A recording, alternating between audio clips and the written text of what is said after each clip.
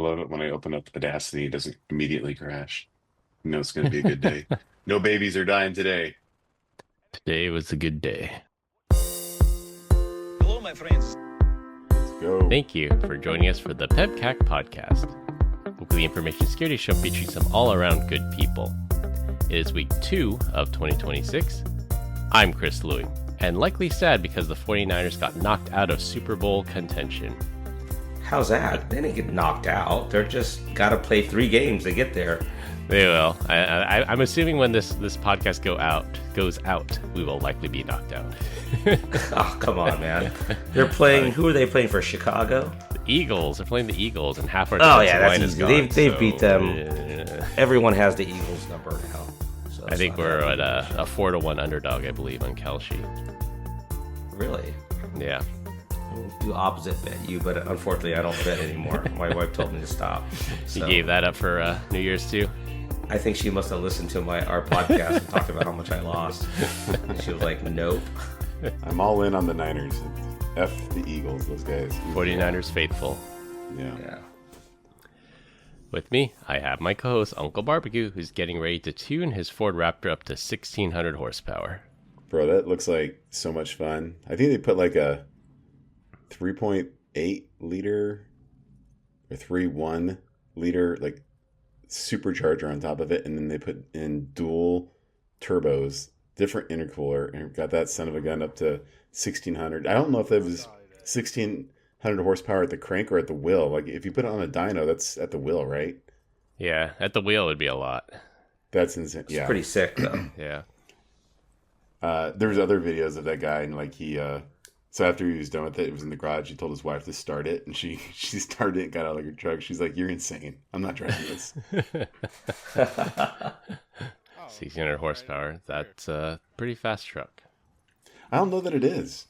I mean, it's fast. I mean, that's supercar power, but like, still, you got that soft suspension, 37s.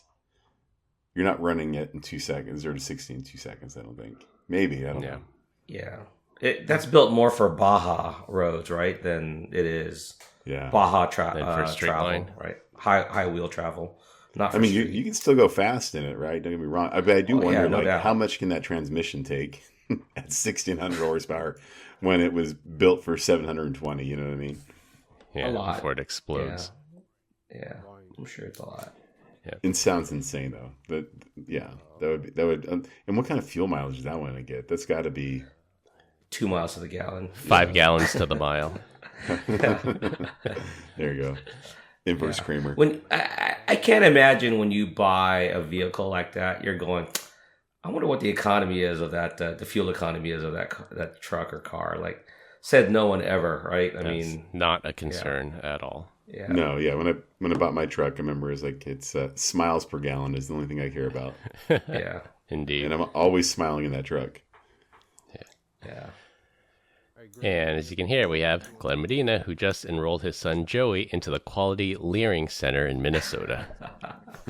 That has got to be the best meme ever. It's like if you can't see the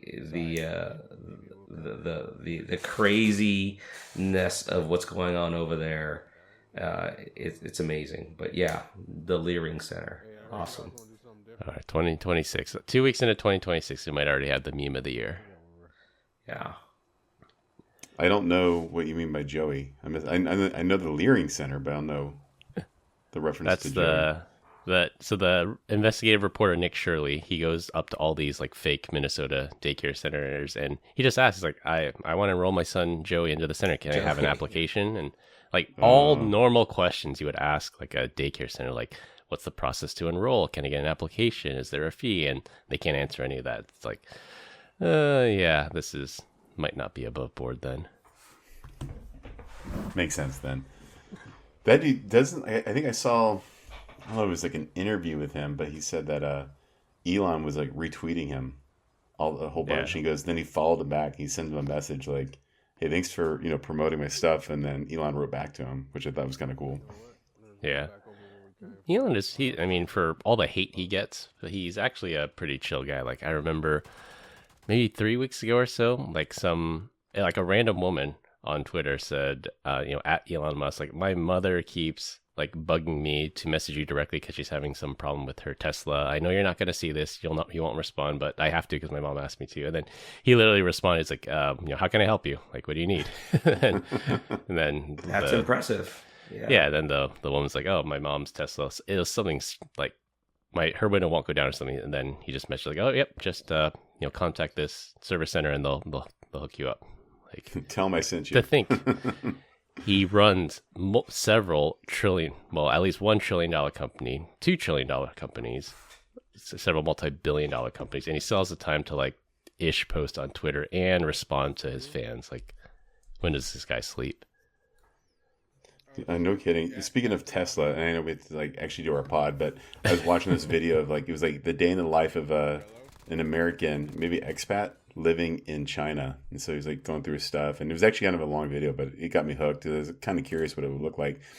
He's like, oh, we're walking into this convenience store. It's open 24/7. And they're like in a little bit more of like an English speaking type of town. He's like, you don't need a card.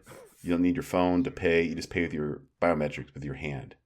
And so like, just put the hand up. He's like, yeah. He's like, I understand what I'm giving up right here, but like whatever. So then he buys some milk. He's riding taking his kids out, little kids, on a bicycle, and they come across like this Tesla charging station. It's actually pretty big, and I was blown away. Like it was actually a Tesla charging station.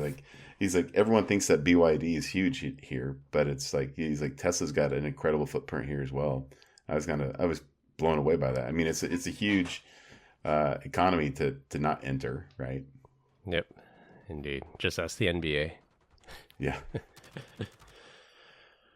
All right, on to the show. No guests this week, just us hosts. Combined, we have decades of information security experience, and here not just to educate, but to entertain. We've got 4 awesome stories for you this week, so sit back, relax, and sing Auld Lang Syne.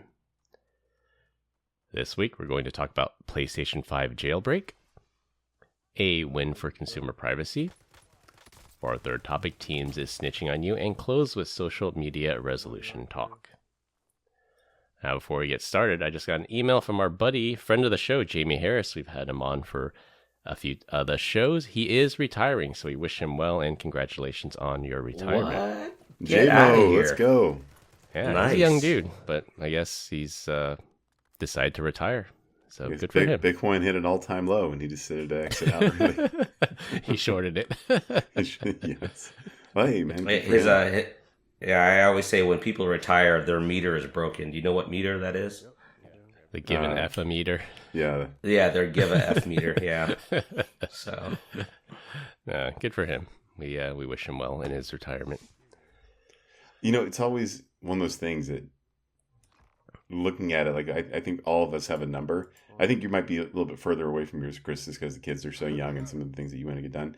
But I think if I wanted to live a very modest life, and I think Glenn as well, I think you guys could probably retire right now. And it's not actually that much money is required to do that.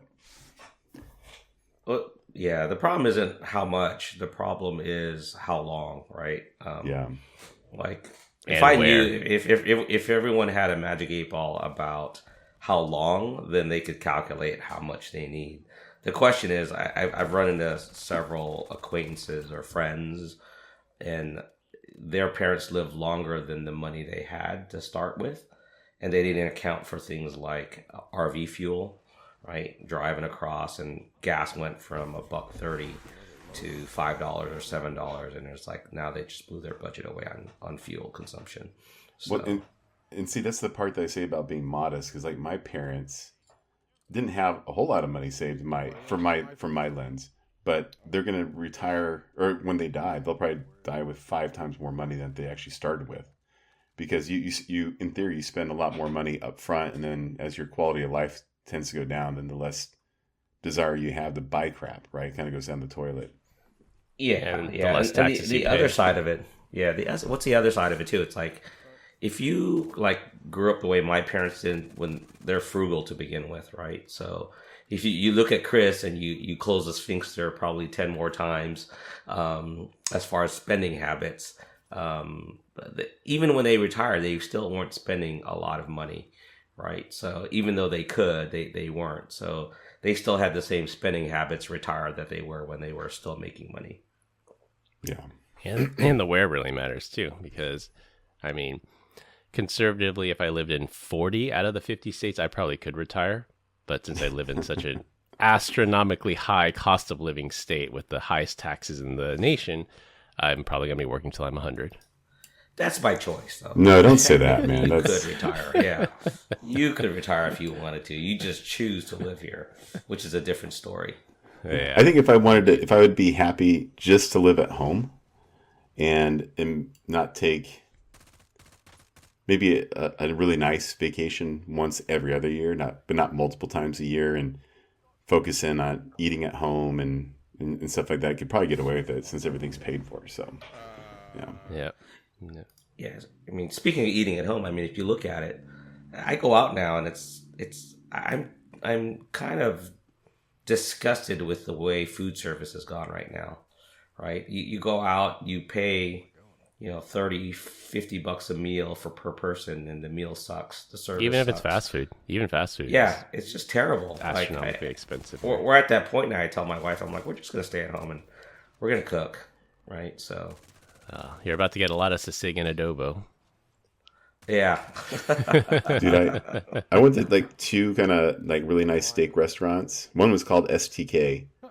And, STK steak. Yeah, That's it was Gordon horrible. Ramsay, right? I was like, I actually left them a horrible review and have a phone call with the manager. It just wasn't that good. And then later that week, I went to Dominic's. I don't know if that's a big place or not, but it was probably the best steak I've had in like a decade. Nice. And it was like a 40-day aged ribeye. Scottsdale. What city? Both of them. Oh, okay. Well, there you go. Yeah. 9-day difference. Yeah, go figure. When I was paying for it, it was a horrible meal.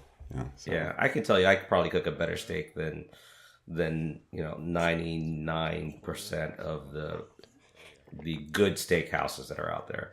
Oh, agreed. All right, well, this one was actually better than me, though. During the security summit. Yeah. Yeah. Yeah, we'll have to do a steak test challenge. Like each person is responsible for cooking a steak each night. So, all right, let's do it. Except for VDL, we don't trust the vegan to cook our steak. Yeah. All right, for our first topic, Brian finally contributed a story to our run sheet. Gamers kicked off 2026 by news of boot ROM master keys for the PlayStation 5 console leaking online. These are hardware secrets baked into the PS5 chip at the factory, forming the root of its security chain of trust and unchangeable by any software update. Remember, kids, ROM stands for read-only memory. These keys let experts decrypt the PS5's boot process, so turning this encrypted code readable for analysis. And this uncovers bugs for potential jailbreaks, custom payloads, and easier hacks. Now, don't get your hopes up too quick. There's no instant or universal exploit yet, thanks to layered defenses in depth like secure elements and online checks. However, this eliminates the core trust layers and relies more on server-side detection. So when your PS5 reaches out to PSN, they can try and detect if your PlayStation is hacked or not. And there's a rumor that there is a proof of concept jailbreak that requires a physical copy of a specific PlayStation 4 game called Star Wars Racer's Revenge. Copies of the limited run game normally go for about $50 online, but prices spiked over $200, confirming a sudden spike in interest. Is there any surprise here that it was a Star Wars nerd that's kind of involved in all this? They figured it out. I know, this is like a limited run game, and for some reason they found out this is the one specific game you need to jailbreak your PS5. So to your point about the calling out that it's a ROM read-only memory, now PlayStation's over there saying, "Man, we should have did the PROM, right? The programmable read-only memory could have fixed this." But yeah, I think the thing that's the most interesting is like that. I guess it's the boot ROM. Isn't that what you said? Yeah, but the boot ROM master key. Yeah, I thought boot ROMs were possibly updatable as well in many devices, even if they're solid. right? Like firmware can be flash, but ROM, like true ROM, cannot. Yeah. Cannot. Okay. Yeah, Apple ran into this a while ago. I think it was the iPhone X, so the iPhone 10. Somehow that's the one Todd still has. Yeah. So yeah, Recently upgraded. oh yeah. if you guys remember the check rain exploit for the iPhone 10, somehow the secure enclave keys got leaked for that, and every update for the iPhone 10 was reverse engineerable because even Apple, $3 trillion company, could not update the keys in this secure enclave. So, I mean, not possible. As cool as this is, I was thinking about it, like maybe at some point in time you could do like a modded version of the OS. You could play, quote unquote, backed up games. But the reality is, like, a majority of the games you probably play, or maybe I could be completely wrong, are all connected to PSN, right? And so you're there for the online multiplayer ability. So at best, this is going to become like a digital media player that you can play backed up games that have no internet that would require no internet connection. Then you can probably store a bunch of movies, etc. Although I'm pretty sure you probably already do the movie portion of it as well in TV shows, right? You could probably stream movies that you've ripped. Yeah, it's like homebrew stuff they want. Like, so you could do like emulation. Like, I remember the Xbox, I had to put the mod chip in my Xbox, and I had this state-of-the-art console Xbox, and I was playing like Super Nintendo games on it. And like that's what you could do if you have like homebrew stuff. I don't know. I don't know. I guess I'm loosely excited for it just because like it just brings me back to the day of like that's kind of a neat thing to actually have happen. A lot of work goes into it, and it's all proof of concept. It's all proof of concept or in theory right now, but eventually they'll get to it. So this is cool. But you said you already named it though. The moment that PlayStation Network can find out that this box has been rooted, they'd be kicked off of there quicker than it'll be permanently banned. Yeah. Quicker than you can say molasses. I don't know if that's a good analogy, but you know what I'm saying. Yeah, and then like even like the new Call of Duty, so Black Ops 7 is the new Call of Duty. Even like the single player campaign mode requires an online connection. Like they got a lot of heat for that. It's like, why do you need an internet connection to play single player mode? But I think they might start switching to that you have to have this always on internet connection even to play single player games. Shoot, if you want to do the Lord's work, just do an aimbot for all your online games without detection. Now you're cooking with Crisco. Yeah, I think that's one of the fears too, is that once you jailbreak the PS5, then because traditionally consoles have been mostly free from cheating. It's not impossible, but not compared to like PC gamers. Like PC gaming is just full of cheaters, and there have been calls for like Call of Duty to make console only lobbies because it's cross-platform, right? So they say you get a PC and console, PC only, console only, just because all the cheaters play on PC. Victor's a console guy, right? Or is this just a loss of revenue for Sony, or is this just because of the fact that they get to play a game with unlimited lives, right? So the fear, I think, from Sony's perspective is it's the printer model, it's the razor blade model. Like a PS5 is like $599, call it $599, but the margins of that are so thin. Sometimes they even lose money. I think even like the Nintendo Switch might even lose money when they sell the console, but they make fat margins on the games. So they want people to buy the console and they make all the money on the games. And if people stop buying games because they either play backups or they use the console for other purposes, like they use it as a powerful Linux box, or they run, let's say you run Steam on it, then that is lost revenue for them. Maybe when the PS5 first came out, there was razor thin margins, but it can't still be razor thin at this point. No way. Yeah. Or do you think it is still razor thin? That's a good question to ask Rock. What are the gross margins on the PS5 console? I mean, the games for sure it's almost pure profit. Like you make the game once, you sell for $70. So the craziest part about like this quote unquote hack is like it wasn't done with software. It's like it was a physical attack. So they're injecting basically voltage glitching and timing faults to be able to hack this. Yeah, So it's not like a USB. Yeah, it's not like a USB hack. Like some dude that has Star Wars all over his basement has a PS5 pulled apart and he's randomly doing crazy stuff. Like that's insane, man. Yeah. Would you guys have ever thought like this is how I'm going to hack anything? I'm going to start doing voltage glitching when the thing boots up. Like it sounds like I would read about this in the guy's obituary, right? He's like, oh, Brian Deitch was just a basement nerd, neckbeard that was always plugging stuff into stuff that shouldn't be plugged voltage into. glitching his toys. Yeah. No, I think it's more common than you think. There are dedicated like security companies that do these like side channel type attacks. Because I know on the opposite side of it, I know a guy that works for a company that sells security to prevent these types of side channel attacks. Oh, it closed it, bro. And sometimes it's just as stupid as the manufacturer left the JTAG ports open or something. Because normally for debugging, you have these ports and they're supposed to be either soldered over or removed when they go into production, and they just forget. And then you just plug into this JTAG interface and you get the keys to the kingdom. Yeah. So what the heck is this thing called? The Ambernick, whatever I have, like. So I have this. Yeah.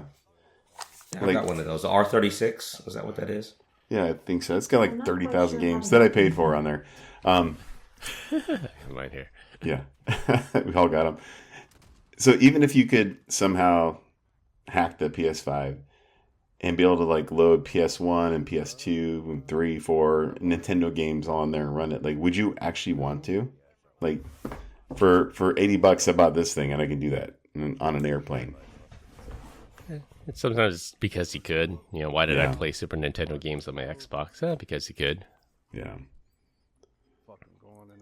It's a nice Oh, experiment. Someone on in PlayStation is like, "Here comes the PS6." That's right. Some more money. Yeah. And then the PS6 has the same issue that they forgot to close out, right? So you got to turn off the JTAG interface. Yeah. We'll see where this goes. See if there is a legitimate jailbreak in 2026. There should be a Kalshi bet on that if the PS5 will be jailbroken in 2026 or not. Did you guys see I don't know if you guys posted it or it was on Twitter. It was like the ultimate money glitch. Like, will Jesus come back in 2026? I'm like, absolutely not. I'll put all my money on that one, guys. I'm gonna get rich. Yeah. Is there is no 98% right now? Yeah. Was it you, Chris, that shared that, or did you just happen to see it as well? No, I didn't see it. That one. Right. You and I see a lot of the same things on X. I think we have the same algorithm, but I did not see that one. We share an account because. All right, for our second topic, and a win for consumer privacy, the state of Texas has obtained a temporary restraining order against Samsung that prohibits the South Korean company from collecting audio and visual data about what Texas consumers are watching on their TVs. Like other major TV manufacturers, including LG and Hisense, Samsung employs something called Automated Content Recognition, or ACR technology, to capture periodic screenshots, analyze viewing activities, and identify users' content preferences. Of course, this data is used for more targeted advertising. The court noted that users can consent to ACR data collection with just a single click, but details about the program are available only after enrollment and reviewing the privacy statements and disclosures, which require more than 200 clicks. Another reason. Go ahead. But we know what's crazy about that is if you click no, you don't accept, you don't get to open the TV. I mean, you can't turn on the TV, right? They block block using the TV, or they block something. Yeah, I remember because I have an LG TV. I remember I kept clicking no, and it kept bugging. And then it got more intrusive that I think even they just put a banner up, even if I wasn't using the TV feature, which I don't. I use an Apple TV for everything. But there'd be a banner over my Apple TV stuff that says, "Are you sure you don't want to consent and accept these terms?" Yeah. I mean, look at the iPad now. Like, you reset it, and you have to log in with an Apple account in order to get access. Buzzy. You guys going to Same with Microsoft. Yeah. Yeah, and the same for Microsoft, right? I mean, you got to have a live account or a Microsoft. They're getting harder account. and harder. Yeah, there were some bypasses for Windows 11 to not have a Microsoft account, but I think they're slowly removing that, and now you have to sign into some kind of Microsoft account to even just boot up a Windows 11 box. I'm embarrassed to even admit to this, but I remember there was a point in time when maybe it was Windows 98, maybe even XP. I remember when they were doing it had been Windows XP, like the online, like maybe XP1 that had the online key activation. Yeah. Like required the internet connection. Like, they're so dumb. They think everything's going to be connected to the internet one day. That's not ever going to happen. Here we are. Yeah. I think that was either Vista or I think it was actually 7. Okay. That had required the online activation. I think it was 7, and Microsoft Office too. I think I remember reading about it early on, like that was going to be a thing, but I didn't know. I was like, "There's no way every computer at the office is going to be connected to the internet. That's not. They're on cracks." And here we are. Yeah. Computer, like it's even gone past that. Every device, your watch, your TV, this G-Shock, baby. Yeah.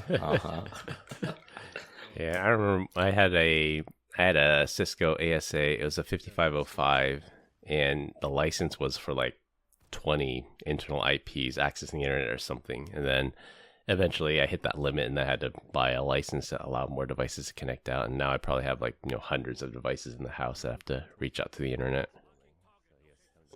I will say this is if there's ever a reason to buy an Apple TV, right? Like now this is it, right? Like I will say though, like on the Samsung and the LG TVs that I have, they like the UI has gotten way better, right? But I will never connect those things to the internet. My old one, like this old TV right here, that I wish I still had it, but this thing is probably 7 years old, maybe a little bit older than that. No, it can't be. But I remember when I first put it back behind Zscaler, and it was doing right in the GRA tunnel to get an update. Like there was an embedded piece of malware. It was just like your device is like beaconing out. I was like, what the hell? And it wasn't it wasn't the update it was trying to pull down. It was like the command and control channel. I was like, what the hell? Just pull that thing off. The same thing. Yeah, because I have an LG TV. So first of all, I don't use the built-in apps. Built-in apps are crap. Maybe you're right, and it's improved over the years. But for me, I switched to Apple TV. I never looked back. Like Apple has their UI interface dialed in. Like there's no reason for me to use LG apps. But there was a built-in app. I remember it was an app on the LG that would turn your TV into a fireplace. Like you guys know about that. It burns, and it actually the logs turn to ash, and then it resets at some point. It's just nice ambience to have. And then I remember it also emits enough energy, right? That it's to heat the house. Yeah. But I put the LG TV behind the GRE tunnel, and sure enough, I got a block page. I got a Zscaler block page that says, your TV is reaching out to the Russian Federation. Because I have a block for all websites out of Russia, North Korea, Syria, Iran. Yeah, exactly. So I'm like, okay, and not using that fireplace anymore. Bro, did you guys see the one guy? Let's start this entire sentence over, please, Chris. Did you guys see that YouTube channel that has one video? It's just like fireplace burning for 10 hours. Like the guy is now, it's the only video he's ever put out. And it has like over time, I think since 2012, maybe it's made like $1.7 million. Yeah. It's the Yule log, right? And then now there are copiers out there. Yeah. So, yeah. Good for him though. Or her. The YouTube Yule log. Yeah. Yeah. I actually had it playing for a little bit. Yeah. Yeah. You can turn your TV into a fish tank. Yeah. Would you guys ever do the Raspberry Pi as a TV instead of an Apple TV? Have you guys seen the builds on that? They're like, why would you pay $250 to Apple when you can spend right around about the same amount of money building your own? I'm like, I don't know. But you get, they're like, you get way more features and whatnot. I'm like, no, I'm not into it. I watched the whole video, but I'm not going to do it. So you remember that old joke how you can have Wi-Fi and then you have to have a Wi-Fi that can have zero downtime? That's right. So I follow that methodology. So before we had kids, I used XBMC on the Raspberry Pi. So I used that, and that was fine.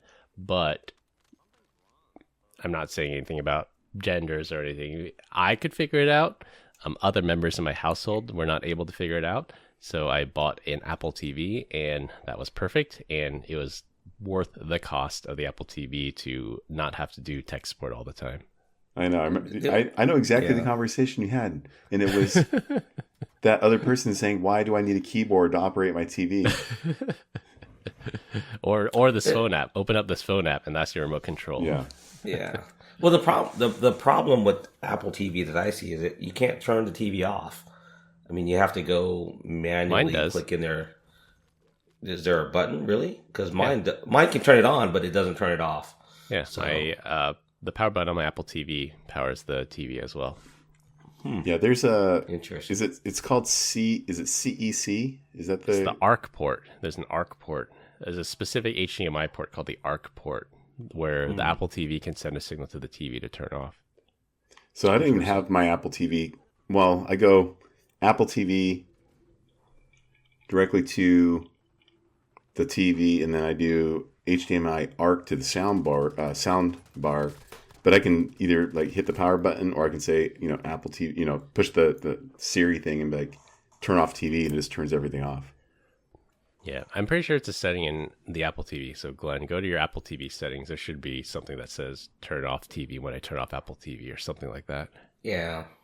I looked, and it's kind of funny because you have to navigate to settings in order to turn it off, which is like, that's a dumb spot. So it could be an old TV too. So it's so old it doesn't even. Yeah, I have a 7-year-old LG, and that one even can do it. No. Yeah. Go check. All right. Figure it out when you get back. Yeah. All right. For our third topic, as if Microsoft wasn't hated enough already for forced Copilot integrations, making logging a paid feature, or killing off the MS Paint app, corporate workers have yet another reason. Microsoft is adding a new feature in Microsoft Teams to track a user's physical location using their Wi-Fi access point. Microsoft is pitching this feature as a benefit so coworkers can physically locate another coworker to coordinate. For example, I can know if Glenn's on floor 4 of building 6, and I can run over there and meet him over there. We all know that the feature is really meant to spy on users to help track return to office requirements. Now, some people skirt around return to work requirements by badge surfing and driving to the office just to badge in, then return home, or give their badge to someone else to scan them in. Teams will now report if you're working from the office, working from home, or working from another location. No details yet if you can spoof the SSID or the MAC address of the access point to make it look like you're actually working from the roof. How about you take your laptop in, plug it in, load up some remote desktop software in there, and just work from there all the time. Like just remote into your desktop. Just like a true North Korean spy. Yeah, we're really bridging into the privacy portion over here right now. It's going to be you work for the company, they should know where you are, compared to like, hey, I don't want you to know that I'm in the bathroom. Right? So yeah, it's one thing to know, like, you're on company time, you should be in company work. Like, I agree with that. Like, they're paying you to do a job, you should be doing your job. But where you do it from, like, that's sort of we're all adults here. Like, we should be able to be accountable to ourselves. So totally agree. I think this warrants like an entire different series, maybe a topic, or I've been going back and forth if I'm going to record videos and just kind of like post it. But I think I've shared with you guys in the past to do like the Home Assistant, and I loaded up so for the listeners not listening, or the listeners actually listening, Home Assistant is like this open source program. It just is very promiscuous. It works with like all of your IoT crap that you have in your house, right? And like smart things, and God forbid if you had Wink or if you had Apple, like it's all in there. Like it works beautifully. Like one good example is like I have it connected that if it detects that my sleep number bed detects that I'm in bed, then it will turn off the subwoofer to the downstairs, right? That way it doesn't wake me up if the kids are watching something. boom, whatever, roasted. Anyways, I open up load up the app onto my phone, and you can get controls and blah, blah, blah.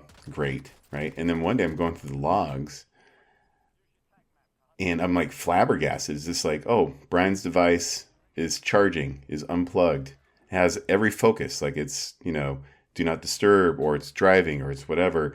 It can tell I'm ascending or descending stairs. It can tell when I'm in my vehicle, when I'm out of my vehicle, when I go back and forth between home Wi-Fi, 5G, going into the gym, jumping on the mountainside, fitness Wi-Fi. And I'm like, damn, like if it knows that about me, like this is a free app. Like what does Instagram or other social things out there get?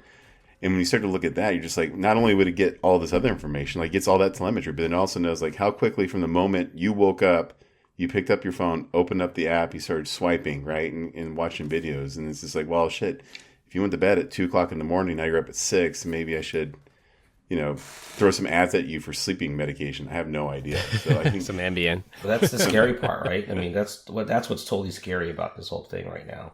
Yeah. Is the fact that all this data is being collected. I'm telling you, when I retire, I'm done. I don't even know if I even want a flip phone. So, yeah. And that's Apple. I'm curious if I should load this up on the Android. I'm curious what the Android device is going to give to me, assuming that I give it more, or quote unquote, the same permissions of Apple. Like Apple's supposed to be a walled garden, but they are pulling my pants down. I'm going to be honest with you. And this is for a free app. What's Samsung going to do? I'm kind of very curious about this one.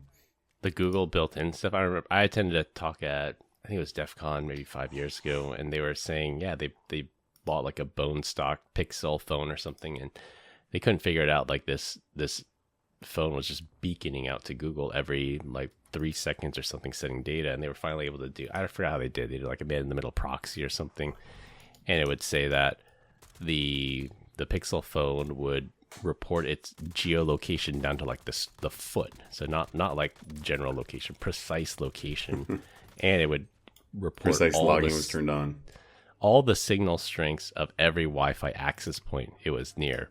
And that's to, like, if you've ever used some kind of location tracking software, but you turn off the GPS, but Google still knows exactly where you are. That's how they know. Because it says, well, if this access point is at this strength and this access point is at this strength, we can triangulate you because we know this data from all the data we've ever collected. And it's just beaconing out this data like every couple seconds. Crazy. Yeah. Because I've seen that actually before. Even on my Apple phone, it says turn on Wi-Fi to improve location services. And I'm like, why would Wi-Fi tell you where I physically am? Like, oh, that's why. Because now they can reach every access point, know the signal strength, and based on that, they can triangulate exactly where I am in the world. I'm going off on a tangent here on just a completely different thing of all the, like, I'm just thinking of all the different things I've done recently. The other one was I put a camera in the dog kennel that's attached to like outside, and one of the dogs, like literally, like kennel, they go in the kennel at like 10 o'clock at night. 2 of the 3 dogs go to sleep. The second one goes outside from like 11 until 4 o'clock in the morning. I'm like, what the hell is this dog doing? So I set up a camera outside, and the dog I think it has dementia. It just goes out there and it just sits and just stares. or stands. It's not doing anything other than that for hours on end. It's the crazy. Maybe it's talking to the ghosts. Yes. Ghosts. They're outside. I think it might be. I'm telling you, it's weird, man. Like, yeah. And of course, the second I leave, it rains, and now the camera is ruined. Use an indoor camera outside. Yeah, I didn't have an outdoor one, and I just took one of my extras and threw it out there to see what I would get. So, nice. Yeah. Anyway, so I have a dog with dementia. How about that? Or a dog that can talk to spirits. Yeah. One or the other. Sees dead people. Great. Yeah. That's it. All right, for our last topic, and it'll be a rotating topic every week. This week, we're going to talk about New Year's resolutions, but not ours. For the first time in history, since maybe not history, but for the first time we've been tracking this, more Americans are giving up social media and trying to quit as their New Year's resolution, surpassing the traditional New Year's resolution goal of losing weight. A whopping 33% of Americans polled said their resolution this year is to use less social media. I do feel like we've hit a tipping point and people are realizing just how addictive social media apps can be. Now, I'm guilty of that as well. I'm often death scrolling through X, which, by the way, the algorithm is very, very on point. But I do get my news and see update on current events there. I know both of you are off traditional social media, but you do have kids. So what's the sentiment of Snapchat, TikTok, and Instagram these days? Glenn, I'll let you go first. Well, I know I try to limit myself to 1 hour a day of death scrolling, and then I end up extending by about 2. But for the kids, I don't know. I'll be honest with you. They're adults now. I stay out of their way, and I really don't get into what they're doing. One of them is actually a social media, a marketing associate for a company, and she does their social media platform. So that's what she does for a living. So she has to be inside there, and she has to be up to date on that, which kudos to her, right? So it'll be interesting to see how she kind of figures out how to divine the line between work and being able to do it personally. She's up on the memes. She has to stay current. She is. Yeah, she has to stay current, right? So, yeah. So speaking of, it's a side topic here, but speaking of like staying current and up to date on the memes, like I was at Universal LA this past week, and they have, you guys remember the Waterworld show there? Are you familiar with that? Yeah, so, it's old. It's like 30 years old now, right? With Kevin Costner, yeah. Exactly, yeah. So Universal has this show based on that Kevin Costner movie, Waterworld, and it's very entertaining. It's stunt performers, they have pyrotechnics and everything, and they integrated a joke, which I thought was pretty cool, where the main character asks, like, oh, you know, how many times have we been defeated by this Kevin Costner character? And they get the bad guy responds, oh, you know, maybe 6-7 times. And he did the 6-7 thing. I'm like, oh, that's nice. Nice. They integrate like those current trends into these things. But yeah, but go ahead. And the audience, haha. Yeah, all the kids right? snickered, of course. Yeah. Funny. I would say, yeah, the only social I do is X, like Chris, and I like even to this day, like I get a fair share of the news. I think I get a better world view, even though, as Chris would say, the algorithm's dialed in. I still see multiple points of view on any given subject, so I do appreciate that. Like Glenn, like I don't like my older kids don't know what they're doing. I would assume it's probably an insane amount. I haven't heard of any cleanses at all. One thing I do know is my oldest was over at the house, and like I walked upstairs and she's like watching TV and then on her phone and her laptop. So I was like, what the hell? I as I was walking down, I walked over and I turned off the TV. And she's like, what'd you do that for? It's like, what are you doing? Like, you're on TikTok and you're on your computer and you have the TV on. I'm like, I don't know what to do here. She's like, I was watching that. I was like, you were not watching it. Do anyone really have a conversation on the phone anymore? Or is it just used as a asymmetric communication pattern, right? I mean, it's more like you call someone's like, did you see that message I sent you? Yeah. I get that's what we used to do, right? Yeah. So from my kids, I get FaceTimes all the time, like, and they get mad at me. They're like, why don't you answer? Because I'm in the grocery store. I don't want to talk on the like. On the toilet. They have no social. Yeah, they just do it all the time. So yeah. I read something on, again, going back to X, I read something on X that says if you're watching like current TV shows and you think that they've dumbed it down or they're treating the audience like they're stupid, like it's not just you that's noticing that. There is something, I think it's called like second screen phenomenon, where they have to make today's TV shows such that they have to re-explain things a lot, because you have to assume that your audience is on a screen, like they're scrolling TikTok and watching TV just like your daughter, and they have to like re-explain things a lot. And that's why, like, you know, when I watch network TV, we go to commercial break, and then right after the commercial break, like the first like 2 minutes is just summarizing what just happened in the last 10 minutes of the show. Yeah. Are you guys, did we talk about the millennial pause yet? think we talked about it last show with Cody. Yeah, I think so. Yeah, okay. Yeah, good times. My youngest, though, if she had it her way, she'd have all social media, and she has none. So I think we had given her Snapchat, and then that got pulled back pretty quick. Yeah.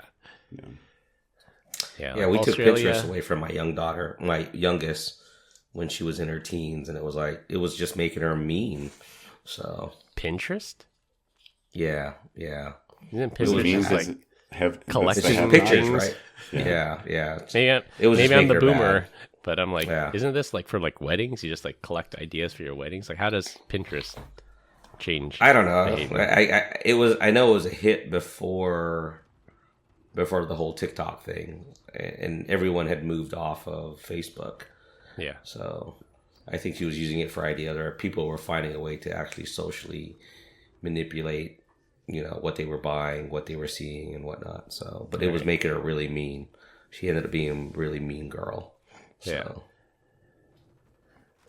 Yeah. Well, Australia did implement that ban on social media for kids under 16. I think that's a good move. Like, I would say, without giving away too much, my daughter is under 16, but some of her peers already have smartphones, and those that have smartphones that have unfiltered access to the internet, they just turn into zombies. Like, when they're around people, like, they don't know how to talk to people, and they just sit around on their phone just watching videos. Like, it could be anything. It could be like YouTube makeup videos. It can be TikTok. It can be other social media apps, and they just don't know how to like socialize anymore.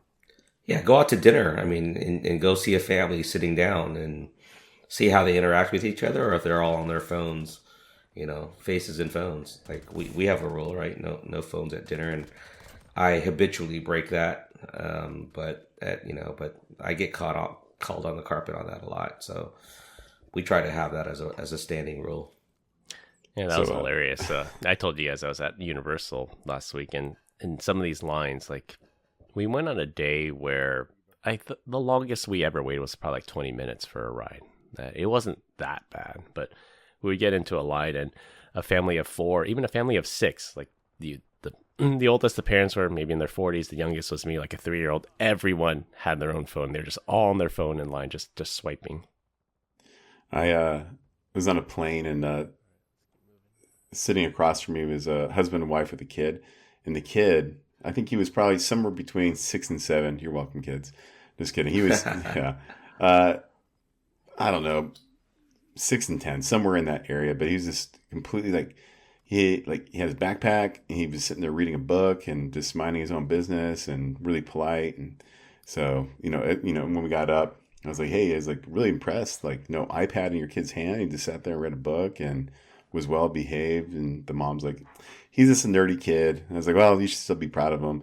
And then I looked over my shoulder, and there's another family, and every kid had an iPad. I was like, oh, I know they heard me. I was like, I know. Yeah, it wasn't even an intentional diss, but I got him good.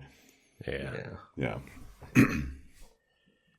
Yeah, that's what we stress with our kids too. Like we didn't pull out our phones, and we pull it out when it's appropriate, when it's a really long wait or something, or they've been more than patient, and we're like, all right, we'll reward you with some screen time.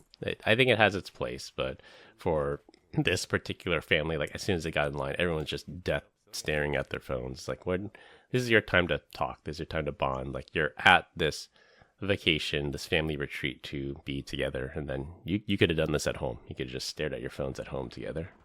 Oh yeah, I remember I had a family member before they had kids. She's like, we're not doing iPads and Santa.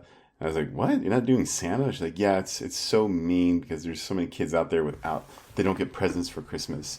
And like nowadays, it's just like, I'll be on the phone and be like, oh, so it looks like Santa hit at the house again this year, huh? And I was like, whatever happened to, and like, so I'm talking, and they're like, hey, if you just sit down and listen and say hi to Uncle Brian for 5 minutes, you get more iPad time. I was like, what happened to no screen time? I thought you said you guys were going to do that. So she realized it was actually the greatest babysitter on earth. Yeah. Right? Everyone's got a plan until they get punched in the face by a 5-year-old. That's right. Exactly. Yeah. Exactly. All right. Well, we continue to get great comments about our dad joke of the week. Dad joke of the week. This week, I'm up. You know, you can't plant flowers if you haven't bought any. Ransomware. Wow. Can we do something new for 2026? Yeah, come on, man. I thought that was hilarious. I'm tired of this, Grandpa.